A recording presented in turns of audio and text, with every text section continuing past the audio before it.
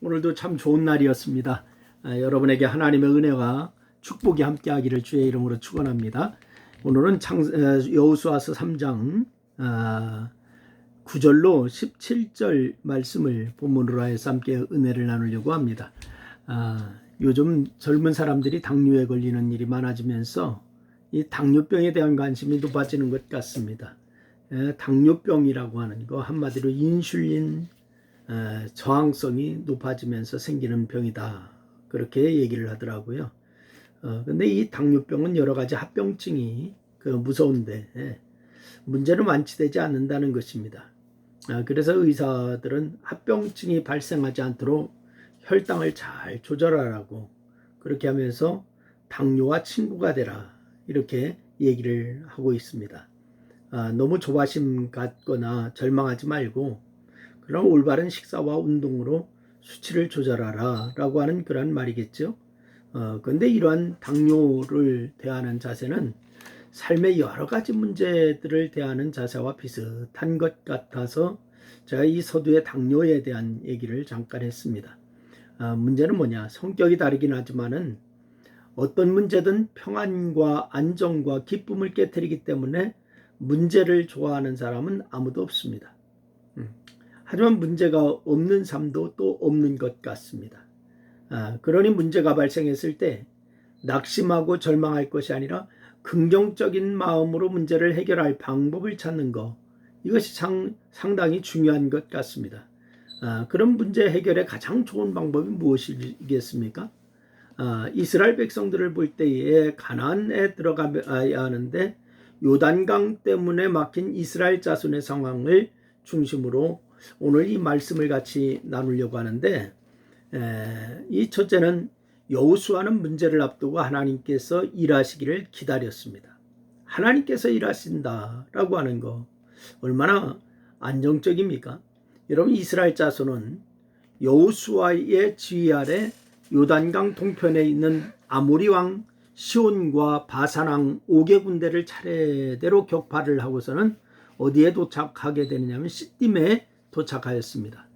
그래서 여호수아는 여리고 성으로 정탐꾼을 보내어서 정찰하게 한 후에 준비가 갖춰지자 아침에 일찍 시딤으로 떠나게 되었습니다.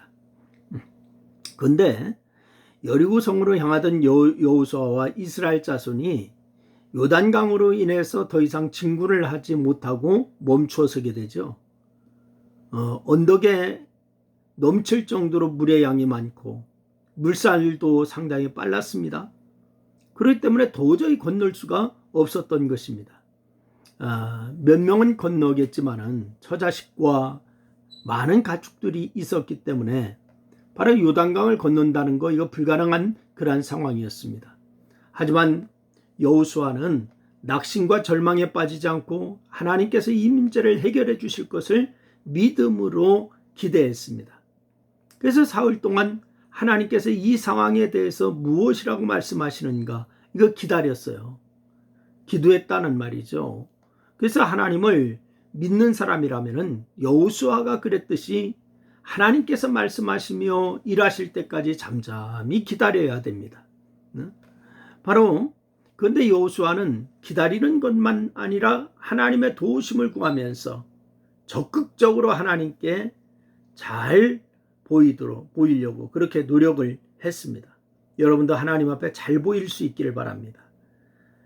관리들을 백성들에게 보내어서 하나님의 임재를 상징하는 언약궤와 함께 행동을 같이 하라고 명령했습니다.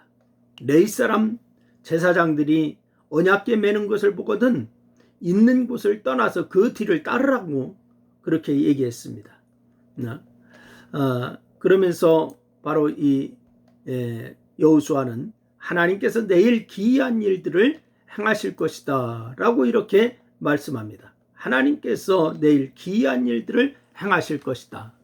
백성들에게 자신을 성결하게 하라고 합니다. 그래서 명령을 했습니다. 하나님의 역사하심을 믿고 기대하며 의복을 빤다든지 옷을 갈아입는다든지 바로 여인을 멀리하는 등 나름대로 스스로 성결하게 하라라고 말했습니다. 이처럼 기대하게 되고 기대하는 만큼 하나님 앞에서 바른 자세를 취하는 법이기 때문에 그렇습니다. 둘째는 여호수아는 하나님의 말씀을 믿고 그대로 순종하였으며 요단강이라고 하는 큰 문제 앞에서 하나님이 일하실 것을 기대하던 여호수아는 드디어 하나님의 지시를 받습니다.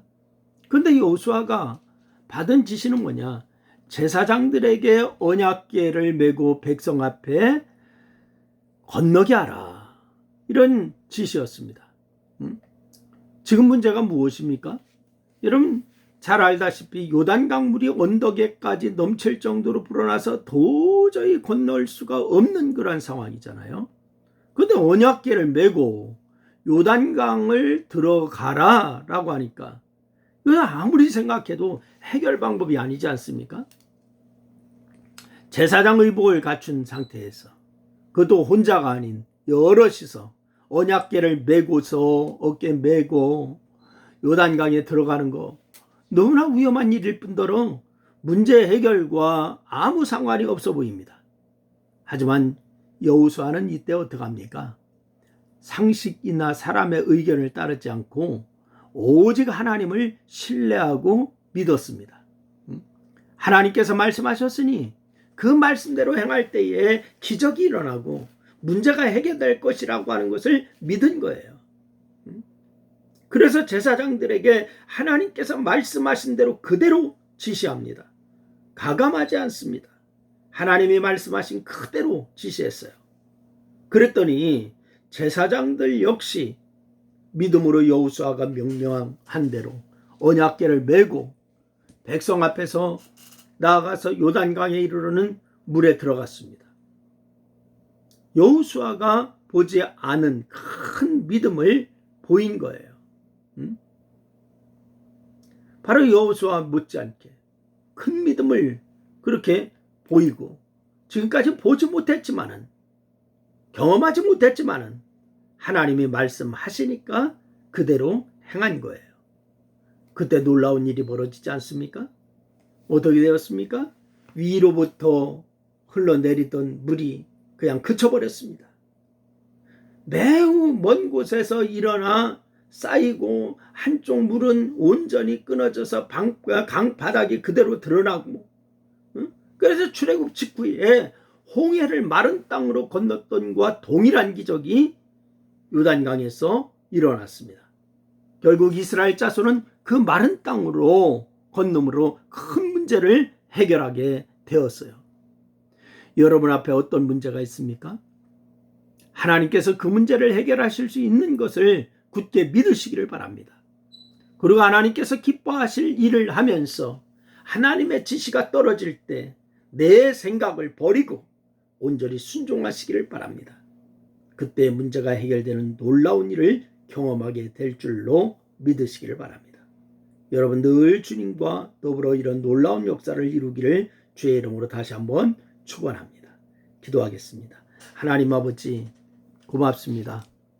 오늘 여호수아가 하나님의 말씀을 받고 그대로 백성에게 제사장들에게 말할 때 순종함으로 말미암아 바로 그대로 기적이 일어나는 것을 보았습니다.